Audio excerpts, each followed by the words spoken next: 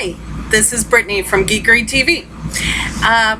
Just want to talk to you today about Hollywood and how they remake the same movie. I didn't realize it, or I mean, I'm sure I did, but I didn't get really infuriated about it until I was actually watching a CinemaSins video the other day, and Jeremy was talking about how Disney is now remaking they're making a live action Winnie the Pooh movie, which seems like a big stupid idea. But that got me thinking about movies I had watched recently. I recently, through possible illegal means, watched the new Poltergeist movie. Don't do it. If you are born in the mid to late 70s or early 80s, this was like your ultimate and probably first haunted house movie that like legitimately scared you because it was about kids. The new one, I don't care if they ever find those kids. I didn't care. I didn't want them to find fake Carol Ann because her name is Maddie in the movie. But I will continue to call her fake Carol Ann because that's the way it should be. The runtime is off. I've actually got it written down. The original was 114 minutes. That is a good enough time to build up suspense and really get you into the movie and to get you to care about these family members, even though the big sister is totally a dick. She's totally a dick in the new one too. But you care for these characters, you know, you want them to survive when bad things start happening. The new one is 93 minutes. It is amazing what an extra 20 minutes can do. There was no tension built up. You basically, as soon as they moved into the house that night, the TV static started talking to fake Carol Ann. Spoiler alert, it takes a little more time to build tension, to get people nervous, to get them excited about a movie, about the family members, because by the end of the movie, I still didn't care. I didn't care if they got her back. I didn't care that the dad didn't have a job. I didn't care that the older sister finally stopped being a dick and was the one who figured out how to find the ghost hunter. I didn't care about any of it. And it made me so sad. Most of the time, I don't care about a reboot or a remake of a movie. It's like, okay, what are they going to bring to the table? A movie like this, I was like, okay, maybe they are going to be able to use some really cool special effects that they didn't have in the 80s. They should have just stuck with practical effects because it was better. I'm tired of things that I loved, whether it be television or movies or songs even, being completely ruined by the Hollywood machine. Think of an original idea, folks. It's not that hard. People write books every single day that are original ideas. I know that movies that are low budget, like It Follows, which I watched, and I have to say, it's a slow burn, but I was pretty impressed.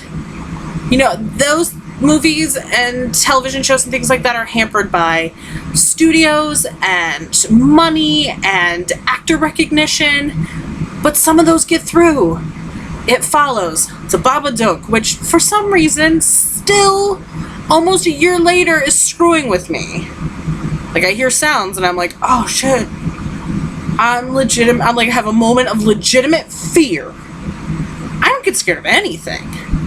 So that says a lot. And when a big studio takes a film that people have loved since 1982, the movie is as old as I am. Craig T. Nelson is as wonderful as he could be. And they ruin it by shortening the time. There's no character development. you never give a crap about them. And that's so sad, because that's what you want. You want to care about the characters, you want to root for them, you want them to be okay. That's what a good film does, you care. I found myself not giving a crap, wanting to get up to get snacks, or possibly take a nap. That's not what I want out of a movie.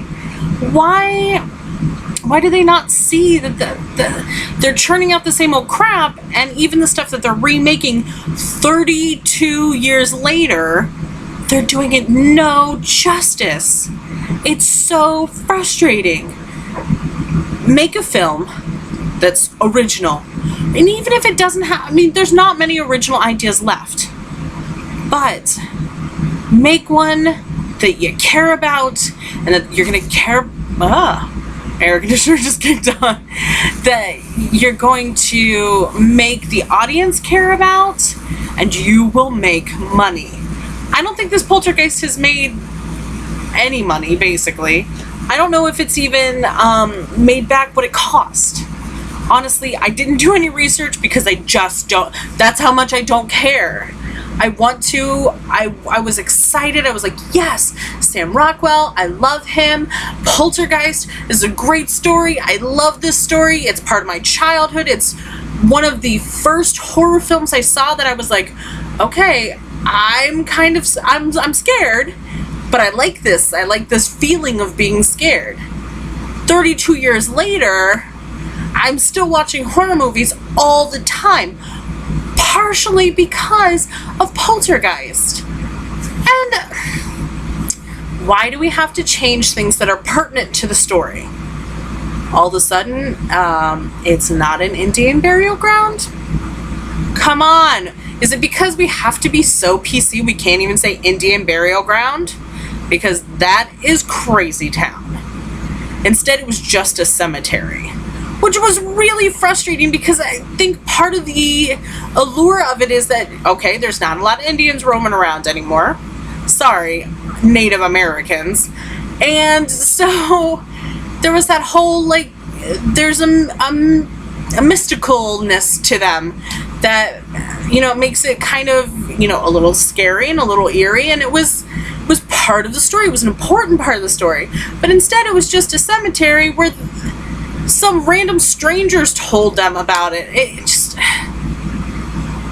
20 minutes can really make or break a movie. And in this case, it really did.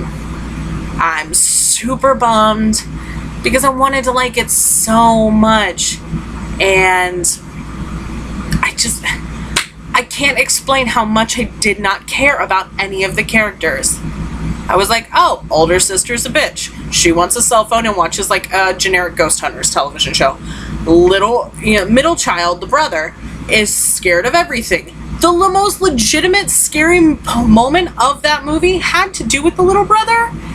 And that's when a box of clown dolls fell out of a crawl space in the attic. That was the scariest part. Besides that, the boy was scared of everything. So much that I wanted something bad to happen to him, so he had a basis to be afraid. And then there was fake Carol Ann, whose name was Maddie, but she was fake Carol Ann. And she just annoyed me so much. I wanted the ghost to keep her. That's how much I did not care and how much she annoyed me. What frustrates me is that my little cousin actually auditioned for that role. I am so glad she didn't get it, because she can't act like a dumbass. This kid was just the worst. And she's cute. She's a cute kid. But I've been an actor. The direction for this kid was wrong. They didn't make her...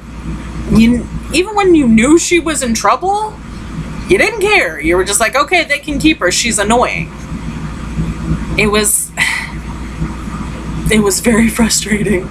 And I'm glad I streamed a Korean copy instead of actually paying money to go to the theater.